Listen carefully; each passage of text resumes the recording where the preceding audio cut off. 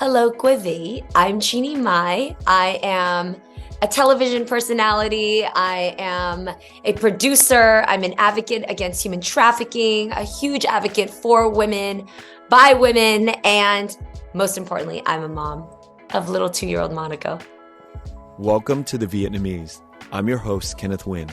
Being part of a culture of nearly 100 million Vietnamese people in the world today comes with a lot of pain, proud history, and privilege.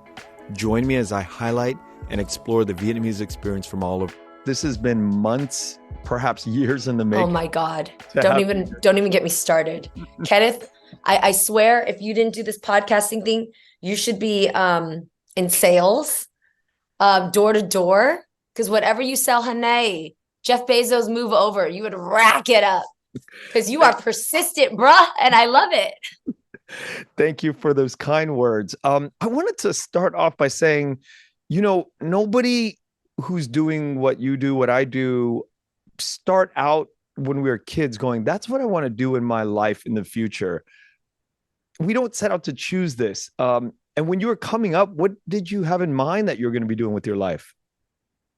Yeah, you're right that we maybe, especially in this generation, we don't say we want to influence the world and be so impacted by social media and, be a podcaster, that we don't say those things. But I did have a pretty clear idea of what I didn't want.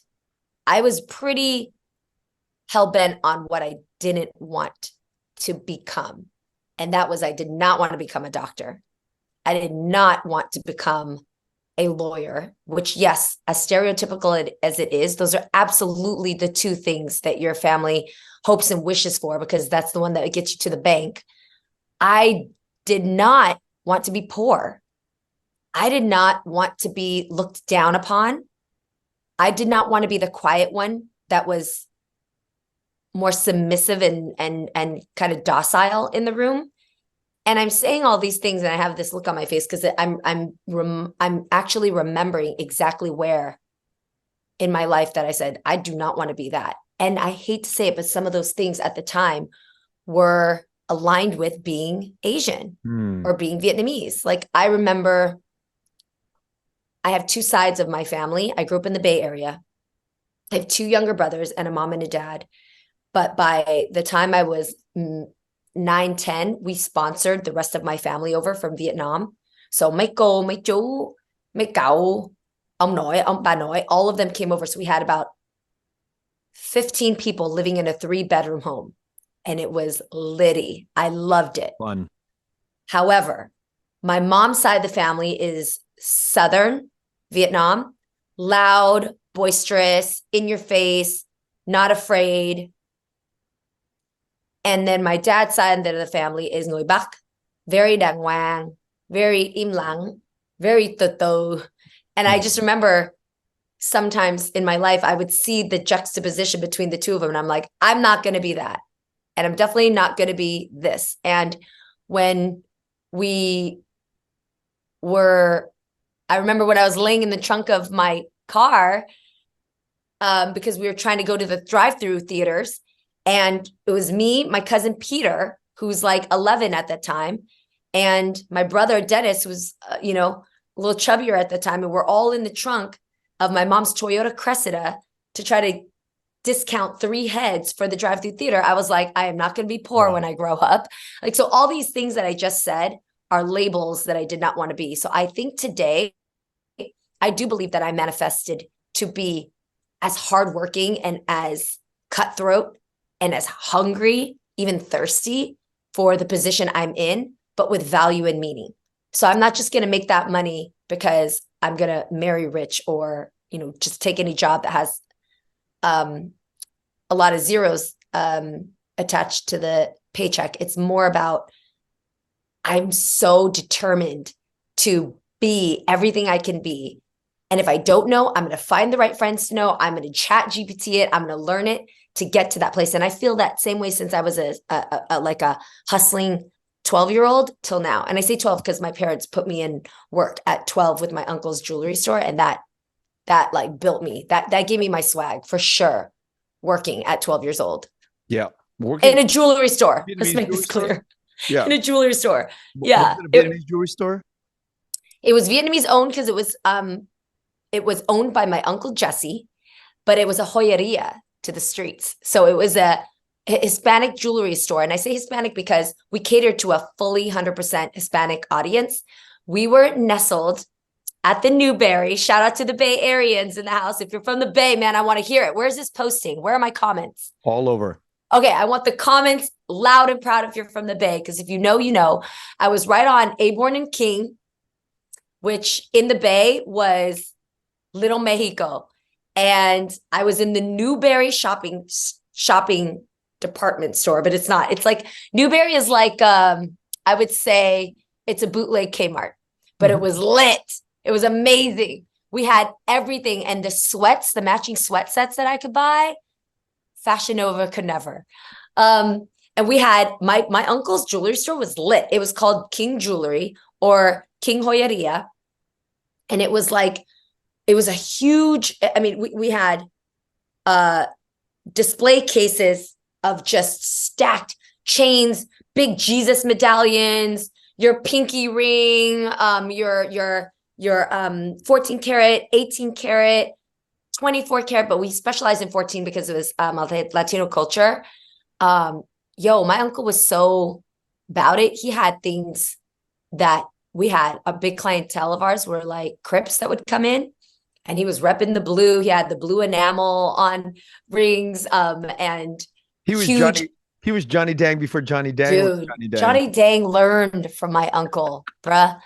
And so what I love about that memory is I know at that time my mom coerced me to work with my uncle because I was very, very rebellious then, and I was getting into a lot of trouble. Things weren't happy for me at 12, but the happiest place I was going to my uncle's every Friday, Saturday, and Sunday to work at his joyeria. And I learned the art of sales. Yeah. And when I say sales, it really built who I am today when it comes to representing who I am, meeting any type of person from any walk of life, whether they can speak English or not. It taught me how to hablo español really well. It taught me how to bargain and how to meet people where they are in order to get both of us to win. It taught me how to face it till I make it, not fake it, but face it till I make it, no matter what I'm feeling, how I woke up, what drugs I was on at that time, how hard I was partying. Like, honestly, because my uncle was like, this bitch is opening at 10 a.m. So I don't know how you're feeling, but you're going to show up and you're going to rep our name and you're going to sell some jewelry, and the anillos, the anclas, the 50% off, like everything has to go. And I was eating chicharrones for lunch, and it was a very high energy, amazing experience for those 3-4 years that I worked for my uncle, because I learned how to make money. I learned how to speak and use my voice. I learned how to not be intimidated. Becoming a woman at that time too, when like my body was developing, I was learning how to like fend off men and to protect myself. It was really interesting. So I think that was a big pivotal point of my life. Yeah, it's crazy because I was going to get into the whole fashion thing and the fashion game, and this gives us a visual root showcase of how that kind of like took shape at such a formative age. Yeah, absolutely. I really thank my mom when it comes to my fashion game, and my mom for my hustle. And I love my dad for my peace within and my ability to channel what is genuine and what is pure. Like, my discernment on that is very rich because of my dad. My mom will take in everybody off the streets into the house and be friends with everybody. My dad is more like, what is more pure here? What is transparent? What is real? And so I had a great mix of both. And when you think back on the Northern experience and the Southern experience, I come from that family as well. And they kind of they're like different countries. The North people are what you said, they're slow, they're methodical, strategic in their approach to life.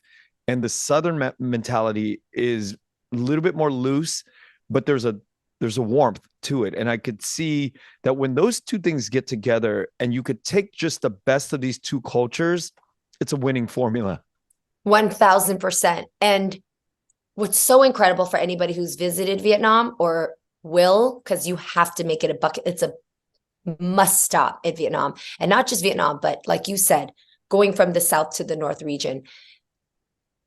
I love that you used the word warmth for our culture and our people, because our people are survivors.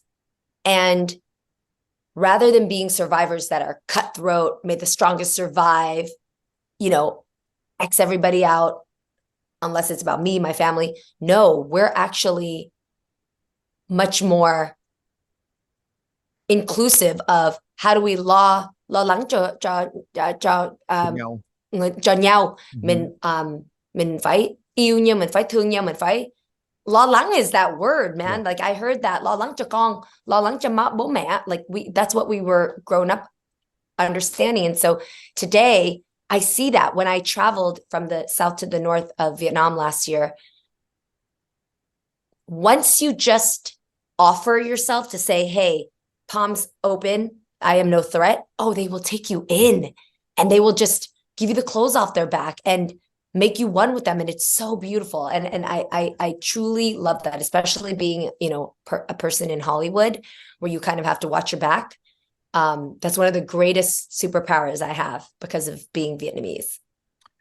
That is such a beautiful memory and a beautiful sort of like homage to the warmth side of the culture. Yeah. Now, how did you go from, being this sort of wayward person, wayward teen, sounds like you partied and, there's drugs and all of that stuff, into kind of like really staying on the path to do the hard work no matter what the temptations came about?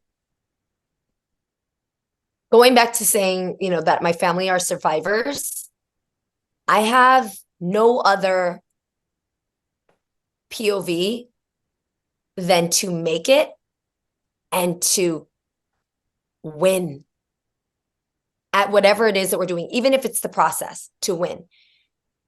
Like I said, my memory of my childhood is my mom and my dad being together, having me.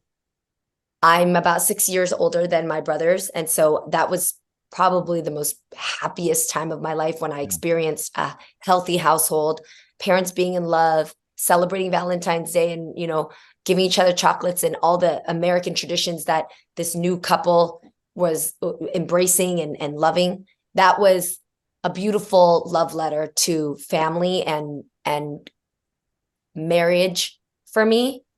Then my two brothers came and my household became a little bit more stressed. My mom and dad weren't doing well together. We sponsored the rest of the family over.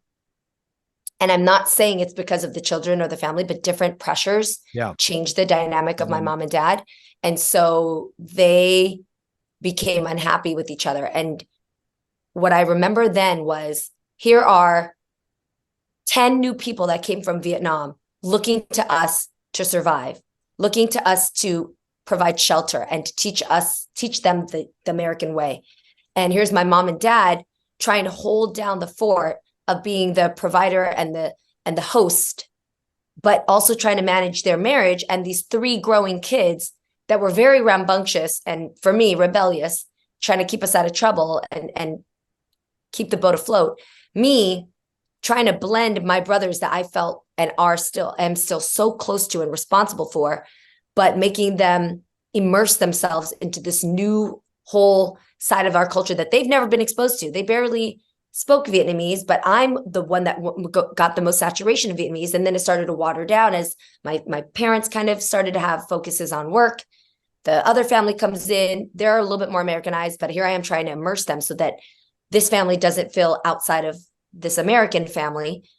And I feel that's who I am still today. I am a television host because my whole life was about making sure that everybody is all right, making sure that everybody feels seen, that they feel heard, that there's no language barriers or misunderstandings, that you matter and you're a part of this. I was constantly the MC of bà nội over there, cooking on the stove, but letting her know, mấy con nít này không biết ăn cái thịt của bà nội làm một chút French fry hoặc là chiên một chút gì cho mình ăn cho nó dễ được không? Like just making sure she understands, like, her bò lúc lắc isn't always, the fave over here with kids that are eating McDonald's. Or making sure that my cousin Peter, who's walking around in his fob shorts all day, like, Peter, you want to make sure you put on some jeans. Fashion is so important because it's about representing how you look, who you are, what's your swag. Let's teach you to shop at Mervyn's at the time, get you some fly, pair of jeans and, some hoodies and, get yourself to just not feel like you just came out of the streets of Saigon. But how do you also like develop your own personal style? So I was always in that mix. And I really thank my family for that circus of constant education and constant growth and comfort in who we are as Vietnamese people, but who we are navigating America together. And at what point did you start to drift into the fashion game? I would say that I'm, as much as, yes, we love a good Hermes, we love a good Birks, but I'm more into style. Style is the name of the game for me. Fashion is an industry, it's a business, it's a brand. Style is a voice, it's a story. So can you break down the two differences between, because as a layperson, for me, fashion is style, style is fashion, but sounds like there's big nuance here. Yeah, no, different, complete difference between fashion and style. Fashion is an industry and it's a business. It's brands, it's labels, it's marketing, it's being able to buy a Birkin, being able to pair it with your whole look so that you're making a certain statement when you're at the head of the meeting and you're wearing your Jimmy Choo shoes, or you're walking into a first date night wearing your Louboutins. There's a label to it that is power, that is wealth, that is prestige, and anybody can buy fashion and step into that world immediately. And there's nothing wrong with that. I do it myself when I need to. Style is your personal story. Style is where you come from, what you speak, how you mix the things that you wore, whether you care or not about what people say about you. How that all comes together and is displayed on you is your personal style. And style is what gives you swag. Now, the essence of style probably comes from somewhere deep within each of us. Yes. And I just want to shout out to your mother, Mama Mai. Yes. She's got a lot of style. And so I don't think that your style comes from her, but I think that the effort to project probably has something to do with your mother. Can you talk about the dynamics of your mother and you coming from this idea of style and voice? Yeah. Mama Mai's style is unmatched because it is fearless. Mama Mai's style is, I came to play, I came to party. You will absolutely not forget who I am from the moment I walk into the door. I don't have to speak or say a word. You know exactly who I am. And she's always been that way. And I think that that is a great foundation of what style should be for everybody. Not that you have to dress like Mama Mai or look like a Mama Mai, but style is a certain essence that when you walk through the door, immediately you're intriguing. Immediately there's something that is spoken about you without having to open your mouth. And that is a magic about style. Mama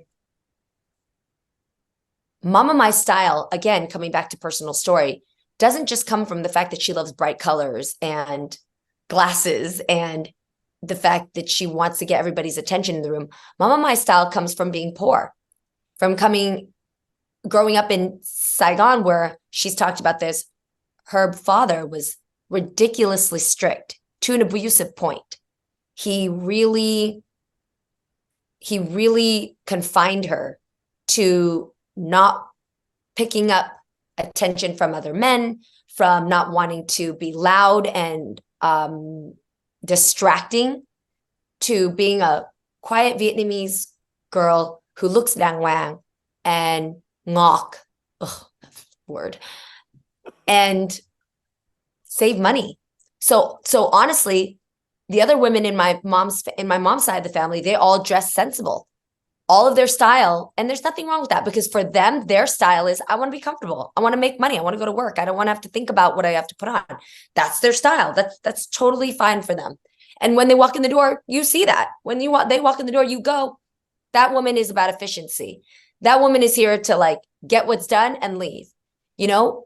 So I think that when my mom landed in the US and had more access to fabrics, textures, the flea market, the bazaar, contempo casuals, a name drop on a store that only 80s babies would know, Judy's, Macy's. When she saw that the world was your oyster, if you just know how to be clever and put things together, she was able to break out of what her father put upon her for all of her childhood and teenage years. The fact that she broke free and landed in America and now could get to make money to buy those gold hoop earrings.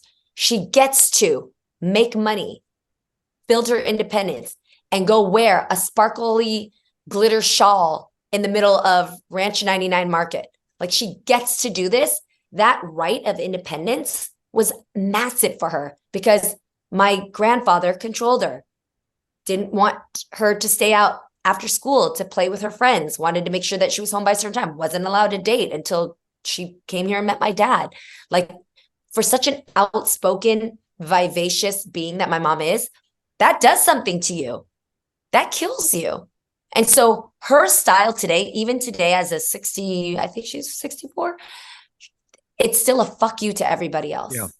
Her style is, why not? That's exactly what her message is every day, and she delivers. And so I think for me, I love and appreciate my mom's style so much, even though we get into a lot of fights about the things I'm trying to throw away, and she's going to refurbish it into a hat. Like, I can't tell you how many socks, underwears, nylons I've thrown away, and that shit has ended up on that woman's head. But that is what we love about her. Oh, straight up, like beyond. I remember going to Disneyland one time, and she wanted so bad to match this polka dot top that she had with some type of pattern on her head. And of course I couldn't offer anything. And somehow she went into my then stepdaughter's drawer, pulled out a polka dot underwear, and made it into this head wrap. And there we were, going to the haunted castle. And she said, "Hey, everybody, you like the way my head look? You think it look nice?"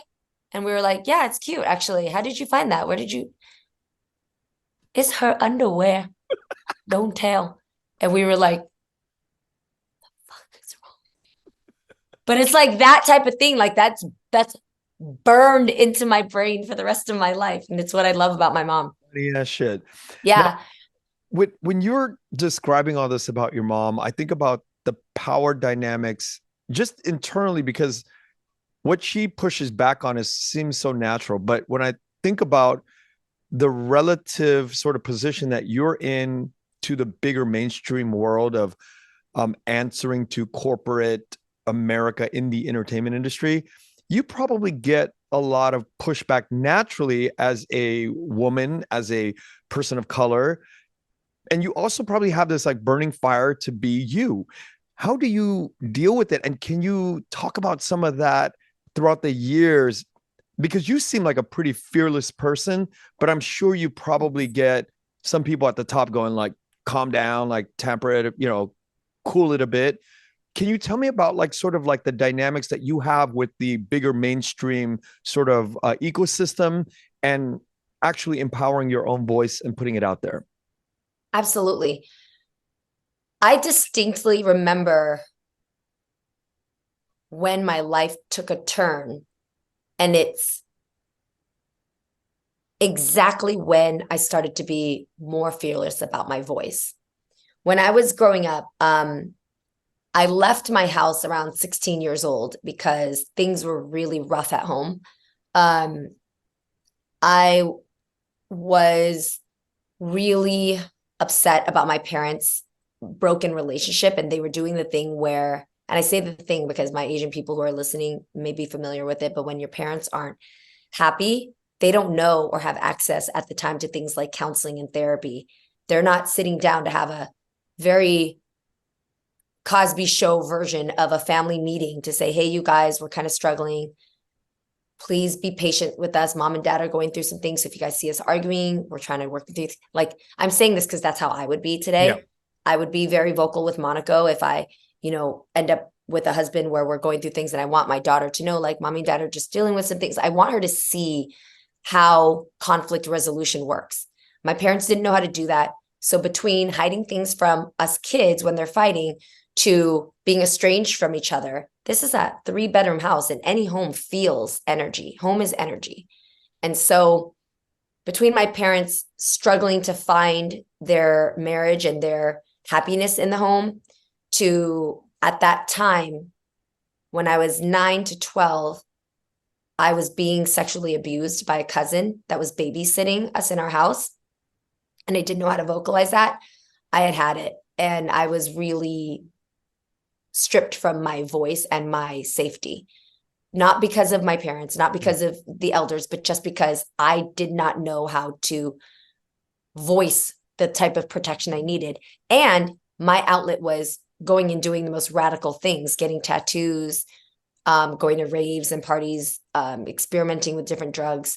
And so that also was driving everybody in the house afar from me, because they were like, what is going on with her? How can we help her? And this is like in the 90s and 80s. So you don't have resources to be able to get the help, or even the words. I don't even know how to say, guys, I'm being triggered. Guys, I feel uncomfortable in this house. And I'm saying this because these are all things that I journaled today to make sure that I'm teaching Monaco, because that power of knowing how to communicate what it is that you need is so important. Anyway, I left my house at 16 and I moved to San Francisco, which was also kind of more of a playground for someone like me. But immediately, because I was surrounded by good friends and a really strong community of people who valued me, I found immediately my morals. So I lived with a gay couple who, one was trans and one was, they were both gay, but one was trans. And immediately in that household, living on Folsom in San Francisco, I learned the sense of identity and protecting that. I learned that not everybody will accept who you are, and not everybody, more people will be less likely to accept things that don't feel familiar or comfortable to them. So whether it was my friend she was going out in drag every day and living her life transforming, living her life transitioning into a woman, or the both of them being gay together, it was just constant labels being thrown at them and constant having to protect whether we'd have to get up from a restaurant and leave, or having to walk a different side of the street because of things that could be literally thrown at them, physically thrown at them. And me having to understand immediately, like, where do I stand in this world of people who judge, people who are being judged, and how I'm an ally in between, So that was a really wonderful time for me to really develop my voice and my identity and who I am and who I stand for and the people I protect. And that gave me the gusto to be more outspoken about the type of way I was going to build my brand and make my money. So at that time, I was really good at fashion and also really good at makeup. Thanks to my mom. I watched hours and hours of YouTubes of her get ready with me's. The amount of get ready with me's I did with her. And when I say this, I can tell, I'm not sure if you know what a get ready with me is. Do you know what it is? I have an idea. I mean, it's a get ready with me. Okay. Yes. But like, it's crazy that today on YouTube and on Instagram, all we do are these get ready with me. Like, I sat there watching my mom head to toe. So I knew how to contour my face and give myself like these different versions of myself, from dressed up at night to, going out to hustle a business meeting. I just knew how to make myself look really savvy. And so my first job was a makeup artist. I worked at the benefit makeup counter, the MAC makeup counter. And I was really good at my job because I had the gift of sales. I knew how to like make people feel welcome to the table, especially in an industry like beauty, where sometimes only the most beautiful are seen and paid attention to. And then some aren't, you know, coming in hoodies and are like, oh my God, like help a sister out. But I knew how to relate to all of them. And so my skill set worked really well in a environment where you just had different people coming to you all the time, like the joyeria I was at. Yeah. So I worked at the MAC counter in Valley Fair Mall. I worked in San Francisco and quickly became the like a trainer, like a big position for my age to work with different people. And it exposed me to now celebrities. It exposed me because MAC was such a huge booming brand. It exposed me to working with bigger names and being out there where now you're outside of a makeup counter, but you're working, you know, on a trailer of Alicia Keys' music video, or you're on a music video, you know, helping Cyndi Lauper get her signature wing eyeliner.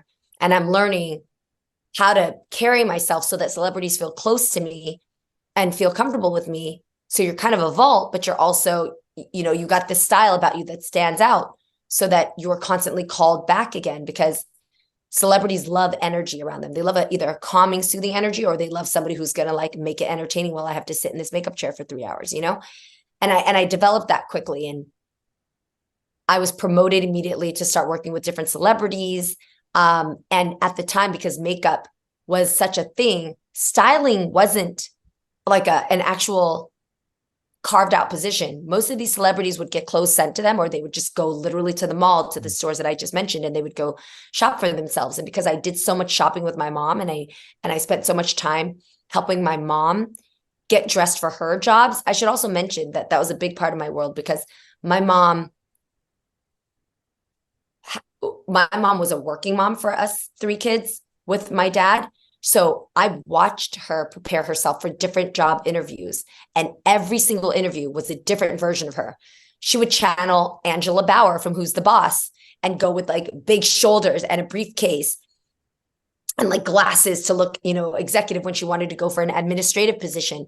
There was another college, a computer business college, where she wanted to be a counselor. So she dressed it, she had her cardigan and she had her pearls, and she wanted to look more warm and sociable. And she went to that version. So I knew style so well based on story that it was easy for me to jump into some of these roles with different celebrities I worked with. I worked with Christina Aguilera, Missy Elliott, Alicia Keys, Cyndi Lauper, and I knew how to take their story and put it into their swag and their style, and go from like Joann's Fabrics to Mervyn's, Macy's, and get these pieces and style them up. So immediately I became a stylist and a makeup artist in one.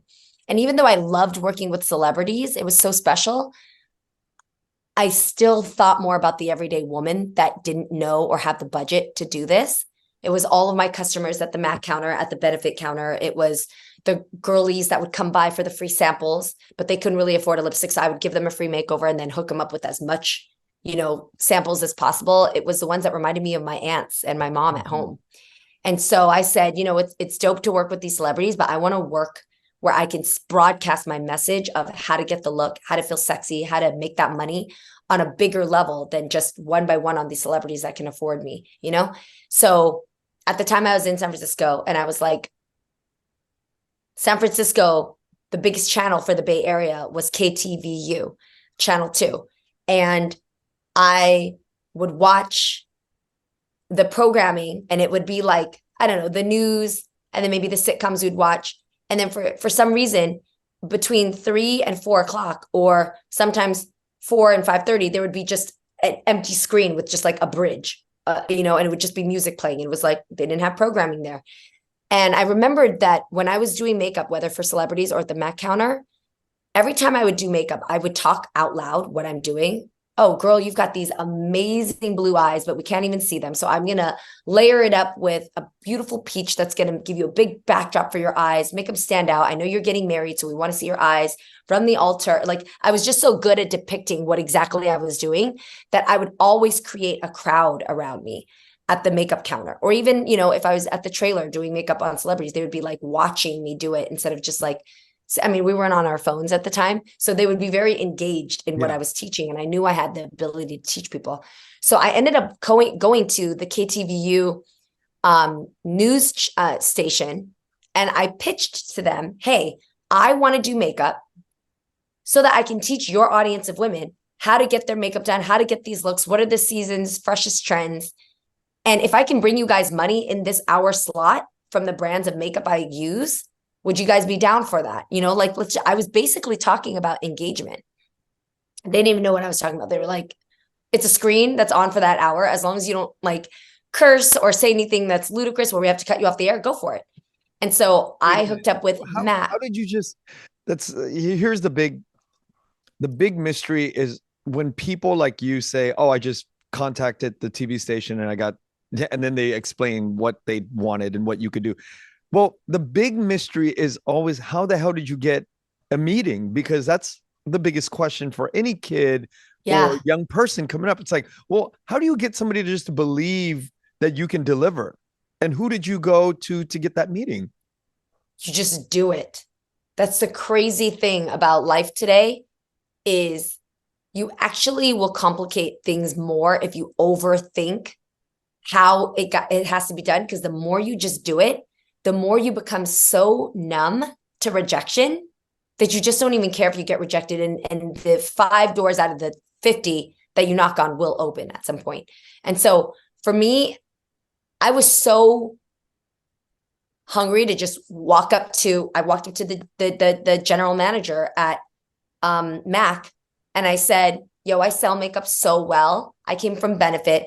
This is how much I sold every day. I have a different style of makeup because I make people stand out more. I make women understand what they're doing. My sales is unbeatable. You got to hire me on to understand what I can deliver. And so the way I pitch myself, again, sales isn't, hey, can I have a meeting with you because I want to talk to you about like how I can possibly get a job here? That's not a sale. A sale for a person is, what am I going to get out of you? A sale is, what am I offering you that you can't get from anybody else? So I knew how to promote and pitch myself in a way that would make you the winner from hiring me, even though I'm the one that wants the job, even though I'm the one that's in need of the money.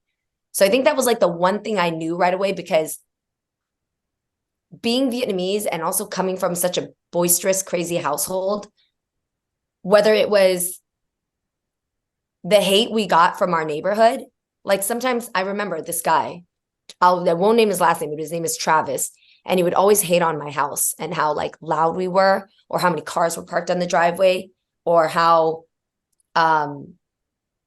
he just didn't like that there was so much action at our house. And I was like, yo, are you crazy? Our house here next to you, you're missing out from so much fucking food that's happening every single day. You could literally come in and have a different meal off a Vietnamese menu every day and never repeat the same meal. What are you having on your own? McDonald's that's down the street?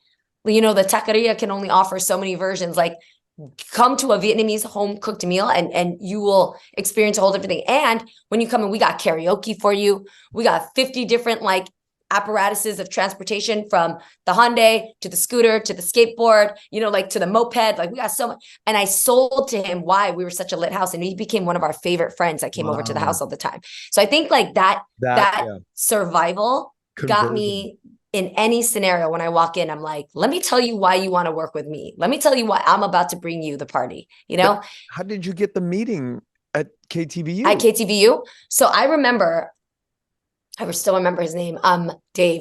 I walked in and I remember I said, who just cold walked into a TV station? Yeah. So I looked it up. We had the yellow pages back then. Remember that? So we had our Google was the yellow pages, and I looked up KTVU, the station, the street that it was on. It was actually outside of San Francisco a little bit. And I remember driving there and parking and going up to the woman at the front desk and asking like, who's in charge of what programs are on TV? Like, who's in charge of that weird bridge that comes on every day at 3:00? And she was like, I'm not really sure. She gave me the head, I don't know his position, the head person that was in charge of that channel. When I told him what a waste of time that was and how much more fun it was to have something entertaining to watch, and how cool it would be for a bunch of women to actually tune in and get like a quick makeup lesson, and why not be associated with these brands that might be able to either give away free products or give away money in order to get their products to be promoted. And why wouldn't I be the best person to do it? Just me talking is my sales. Just my energy serving it and having the confidence to know what I'm talking about is already like, I don't know what you're talking about and I'm not into makeup, but you're very interesting to watch. So fine, get your ass up there and let's see. And then you got to go for it though. That's the other thing. Like you can't just sell all this game and then come through and not be that person. And I think that's why every single opportunity in life is already the audition. Every single opportunity in life is the interview. Even if nobody's watching, everything you're doing is getting your game straight, getting your swag right, getting your gift of gab on point so that when that opportunity comes, you talk like you've done this a million times before because you've done it. And that's why Vietnamese people are so boss at that. Whether there's one customer or there's a bunch of children that need to be fed, Vietnamese people will come through and deliver. You see it when you walk into our country. The minute you get out of that airport, the sales has begun. Like the business is popping and people are promoting, doing, fixing, repairing, serving, polishing, whatever it is, because they're just doing it. And I think that part of that Vietnamese within me is what made me such an amazing spokesperson for Jeannie Mai, because I'm doing it and I'm showing you in real time and you get exactly what you asked for. That is an unbelievable point of view to say, I'm just going to look these people up in the yellow pages, open up the door, walk in and just pitch, because that's what really separates people, is that sort of that initiative that we have, that belief in our own self that we can deliver, right? Because I mean, did you come up with a pitch deck at the time? Probably not, right? It's just like verbal. No pitch deck, but you're not wrong in the one thing that you just said, which is so crucial above the skills and the gift of gab and the delivery, is the belief in yourself. The belief in yourself is monumental. That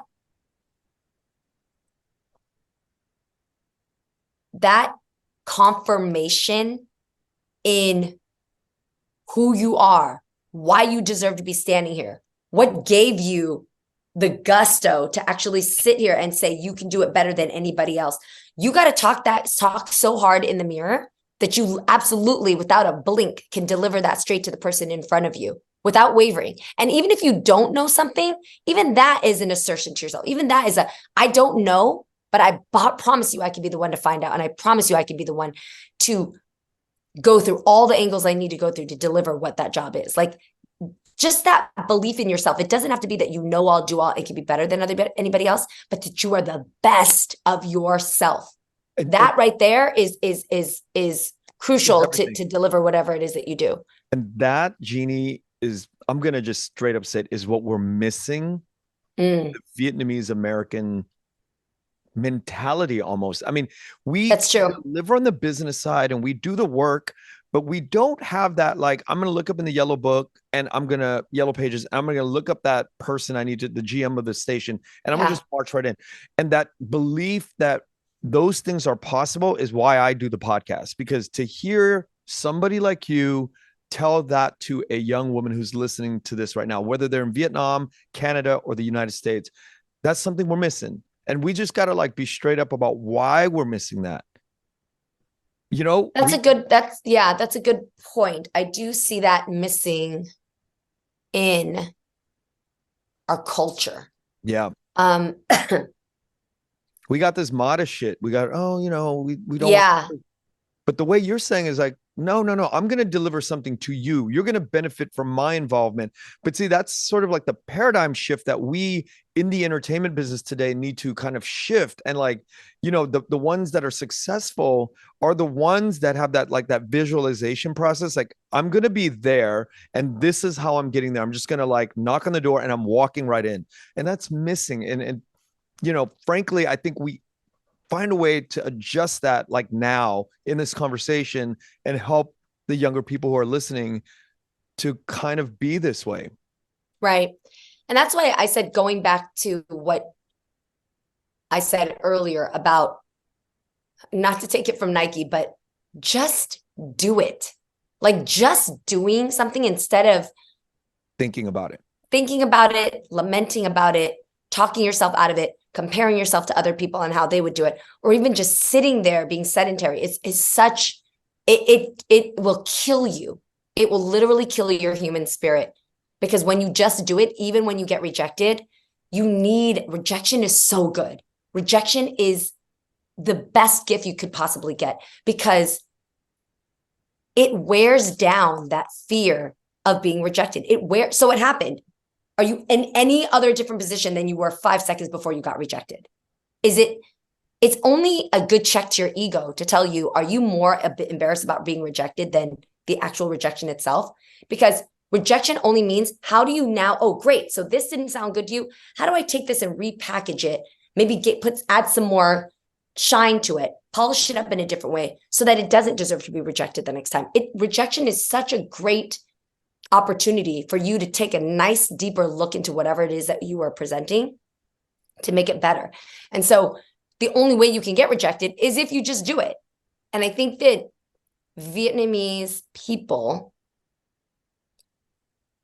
and this goes back to survival, if we go back to like our moms and our dads, our grandfathers and grandmothers, they come from a time in a country and a war-torn survival where just do whatever you can to make it.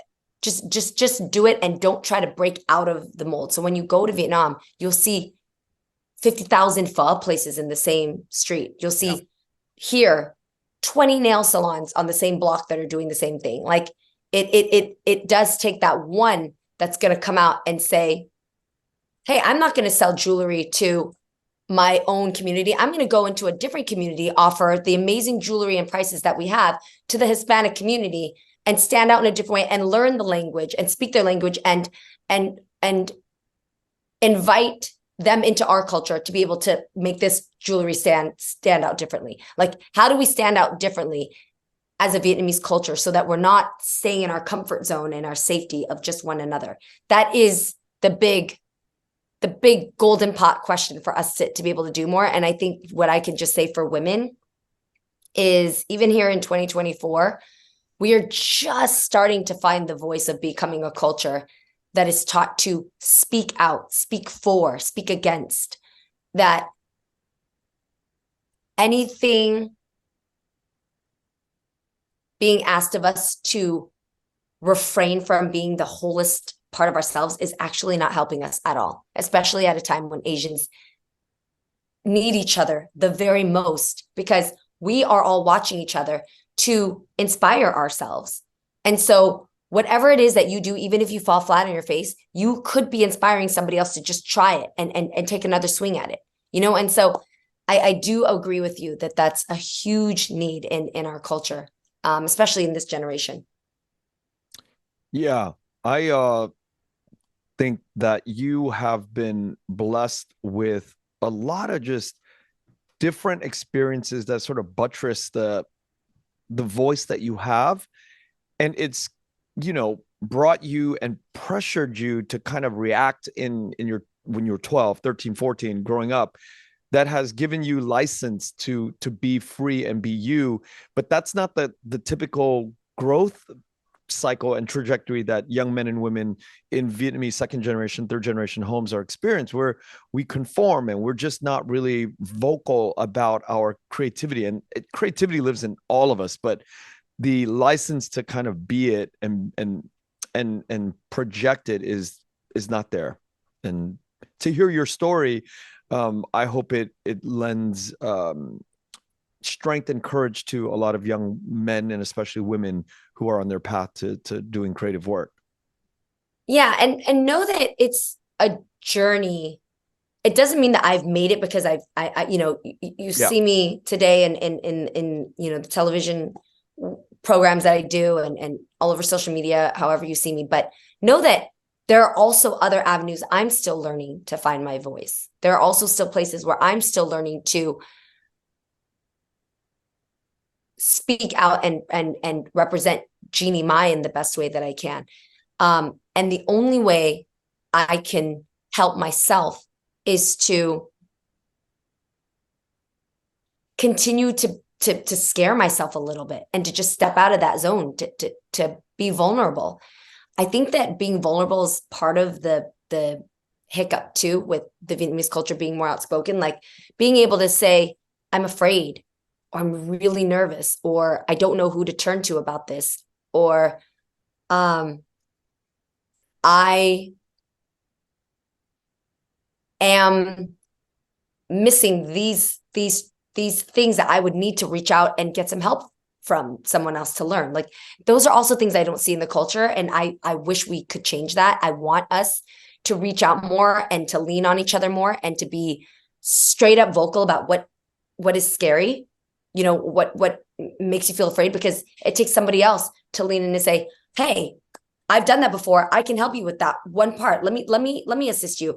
And I feel like we're kind of doing that in our circle that we're in. Just recently, a couple of weeks ago, we went out to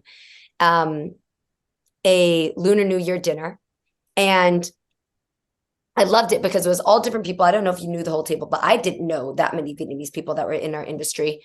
But what you noticed happened at the end was probably the most magical part of the dinner, which was after, you know, we all, like very Hollywood industry, we all come in, we all say hi, we take the pictures, we sit down, we all eat. And you could see that it could have just got up and left Right. at that point. But what happened, and this was shout out to Twee, everybody kind of stood up and said a little bit about themselves. And you saw something that we all related to. Maybe the little nervousness it is to get up and like, hi, I'm Jeannie Mai, and to speak to this table.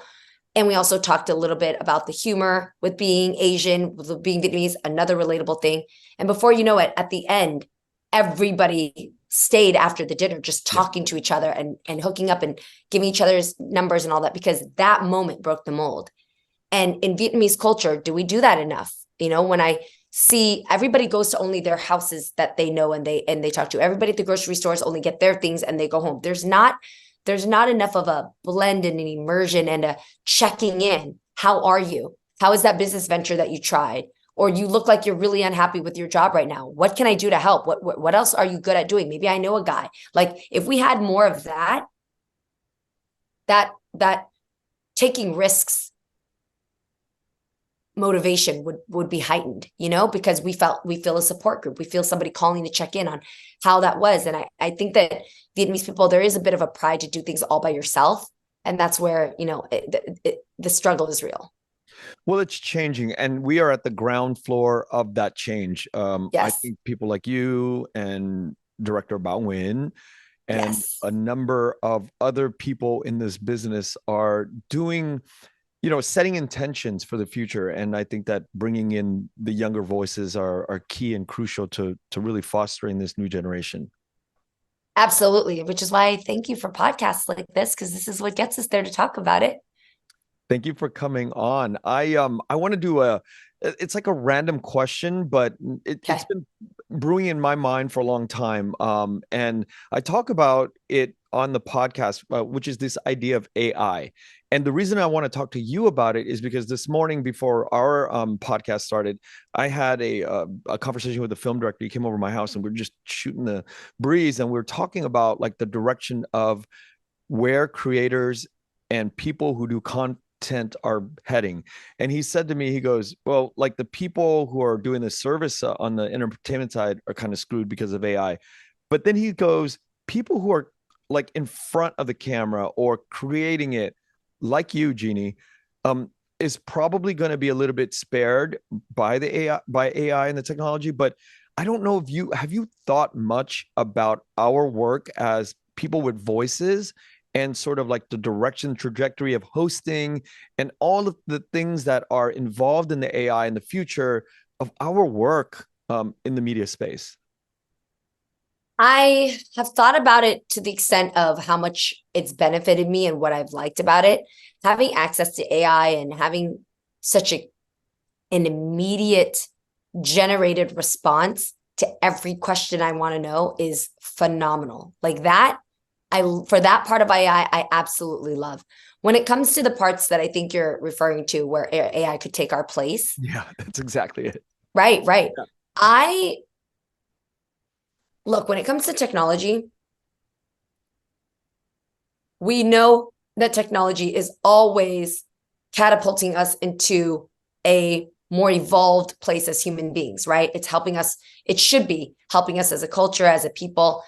When it comes to AI replacing us, for me, I personally connect with people based on what's actually heart beating, blood flowing, real. I actually connect with what strife that person has gone through, what moment of a human error they might have in that performance that's going to be lovable and endearing, what way they take a script and pour into it from their own, because we know that they just came from very public divorces or a severe loss in the family. When it comes to AI replacing that person, I don't see it affecting me, because I'm never going to attach to an AI version that is an AI version of a human being. I never, because when I'm not here for perfection, even if you make an AI personality to have flubs, they're all man fed, so there's nothing to it that would make me afraid of it. So for me today, Jeannie Mai is so full of fuck ups. I mean, just Google my name, you'll see plenty. But I'm so human with my own delivery of my perception of things on any given day. By the way, you could never feed me through an AI and get the same. Like if we did this podcast tomorrow, it would be completely different, because I'm going to have the same stories, but there's going to be a different mood. There's going to be a different energy. Before we started this for 10 minutes, I told you exactly why I was going through what I was going through, that you're going to get something a little bit more raw or, real today. So I think with AI, I don't fear it as far as replacing people, but I do think it's going to replace the amazing skill sets and tasks that people can do so well, because we're going to look more to the robotic engineered versions of efficiency to get things done quicker. So it's going to replace the mom and pops that create products and things. And for that, that's sad.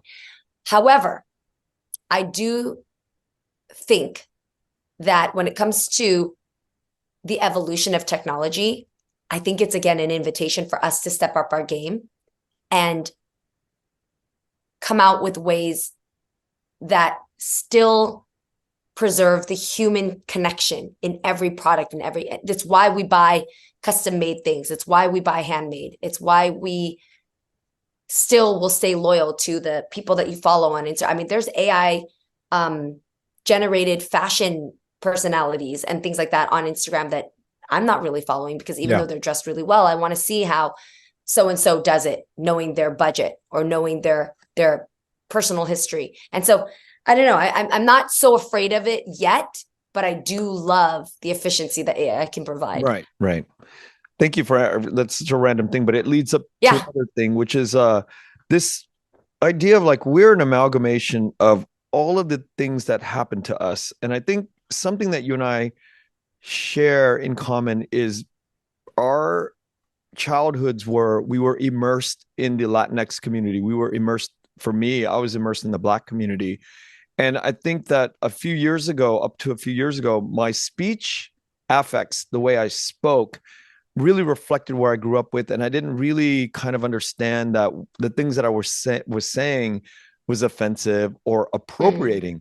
And I could see glimpses of sort of this flair that you have that is reflective of sort of a shared past that you and I might have of that, the world that we grew up in. Right. When is it, I'm sure you've probably seen comments on your page, and I've seen it, in my life. When is it okay to kind of bring in the cultures that we grew up with in our speech affect, and when is it not okay? I grew up in a straight up Black and Hispanic community. My neighbors, we had one Vietnamese family, shout out to Long, on the end of our road, but everybody else was either Black or Spanish. And I loved the melting pot that I grew up in. I loved whatever it is that I picked up as 7-year-old Jeannie, running around, picking up stray cats, riding my BMX, learning how to ollie with my skateboard with all my friends. Like whatever I picked up, it just, here I am, right? And you're right. The responsibility today, now that we are so much more informed with where certain words come from, certain swag comes from, I think the most important thing that's our responsibility to do is to acknowledge how we grew up, who we grew up around, and what is coming out of us by straight up giving credit where credit is due. I'm not going to say like my entire personality is because of these Black and Spanish communities. I'm going to say that I grew up in San Jose when it was predominantly Black, Hispanic, and Asian. And what you get is the evolution of where I grew up from. But I'm always going to acknowledge that those were the roots. And so you can put it together, you know, how this girl grew up listening to Run DMC and Too Short, and definitely favored hip hop, and definitely, you know, was surrounded by a lot more of those cultures. And so it makes sense to where I am today. I think the part where we miss and we can appropriate is when we don't understand the history and the strife that certain words and certain ways of representing a culture came from. When is it appropriate for us to wear aoyai? And I asked you this because you're always in the public and you're always on the red carpet, and I am getting invited to these like galas and these events that are in the mainstream, but I want to wear my aoyai everywhere. But like, I don't know if it's appropriate. And this is a conversation that I want to grow over time, because I think that we deserve to kind of put on whatever garment we want, but also it just needs to be appropriate as well. So I want to get your thoughts on that. I think when it comes to garb of your own race, or whatever it is that you want to take from your own race, as long as you understand the history of it and it's not something you're doing disrespectfully, I say if it's coming from your own representation, you get full permission to ride that to the stars and moons above. Like, I don't see any problem with that. But for example, I remember there was an artist, I can't remember her name, but there was an artist who wore an aoyai in Vietnam to a performance, but she like skipped the pants and only wore the aoyai. It's like Ariana. We love her for wearing the aoyai. We love that she busted out and tried to represent, but then she put a little salacious twist on it that could be seen as inappropriate because we are a bit more of a modest culture. Or disrespectful. And so, right. So, you know, your cupcake chilling out there when it's supposed to be normally like covered, and now you're drawing more attention to the garb because it's missing one full piece to it. Like, that doesn't feel respectful. That doesn't feel, you know, wholesome, or not wholesome, but it doesn't feel like you took the time to realize like what the pieces mean together. And it meant it was more about you styling it your way that you wanted to do rather than representing our culture. That's what it's taken as. I don't know if that was her message. So when it comes to us, if you wanted to wear an aoyai every day, everywhere, I mean, I feel like, Kenneth, because we know your roots, it would actually open up conversation to be like, whoa, this is dope. I don't see men in aoyais ever. Why did you choose to wear this? And how did you put your spin on it to modernize it? I'm sure you would probably, if you did modernize it, what would that be? You know, I think that it would show because of who you are and because you're Vietnamese, whenever you wear things of your own self more. So I think people are actually really enlightened and attracted to it and are like, whoa, you made that look cool. That's so dope that you put them on with your dunks or whatever it may be, you know? So I think it's all right when you are of the same culture representing because you're proud about it. You have a long way to go with, in terms of like when you can stop working, right? You have another, let's say 40, 50 years of life on earth. I don't even know if I'll ever want to stop working. I love working. Yeah. And you've done a lot, but thanks. Do you have more vision for where you want to go with your life? What more is on the horizon for you? Absolutely. Thanks for asking.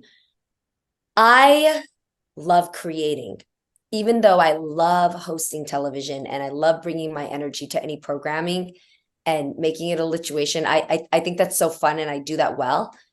But I want to actually create more when it comes to producing programming that I want to see, producing programming that tells more stories. And one big, huge priority of mine today is mental health. I am coming out of a very difficult time in my life right now with my divorce.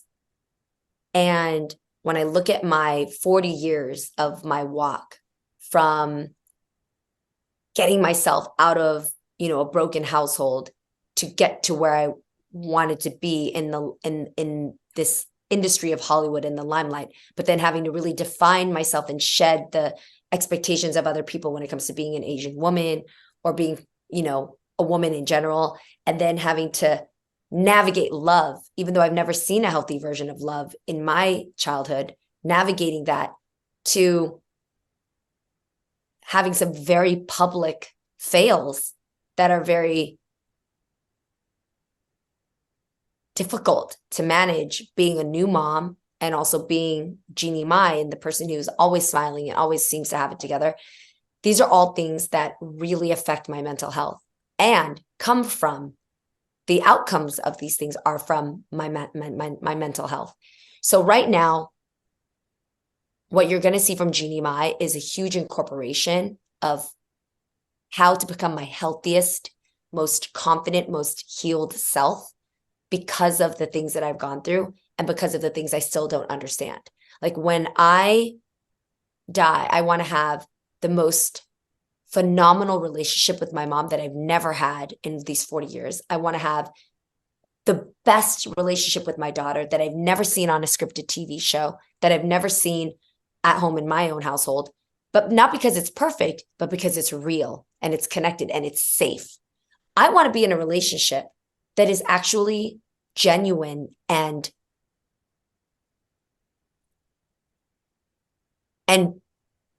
most unique to what I understand is true love and what is safe. Like I didn't see that growing up. I didn't see that in these marriages that I've come out of. It's that would probably be my biggest goal, is to really not only learn to understand what healthy love is, but give it to myself in the most purest way, to then give it to my daughter, to then learn and find it myself. That's actually the real goal in life. It's not to win another Emmy or to do these things that I've done so well and I'm so thankful for, but it's really, how do I die being at peace with the things that I know about myself, the things that I don't know and I wrestle with, my fears, the things that haunt me. I want to be at rest with those things. And I feel like that's the actual win in life. So today my work is going to represent a lot more of mental health.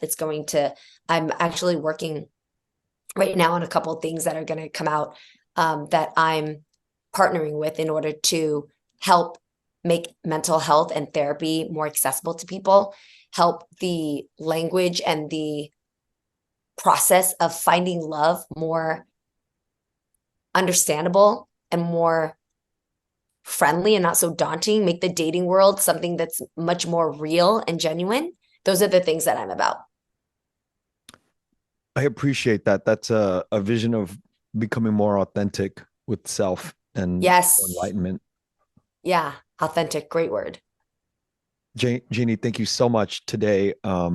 So it's always fun bumping into you in public and hanging out, but we can never have this sort of like these revelations, right? Like as we do, it's an intention to sit down and really get to know your life and your work, and the root of where all this stuff comes from is what I'm like always interested in. So thank you so much for sharing today.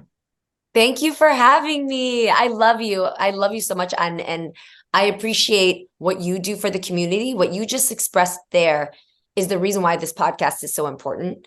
I want to hear every version of stories that come from our culture, because no two are the same. And we wouldn't be able to hear enough of these stories because we don't already get to see enough of what being Vietnamese means. So I really appreciate you having this podcast and having me on.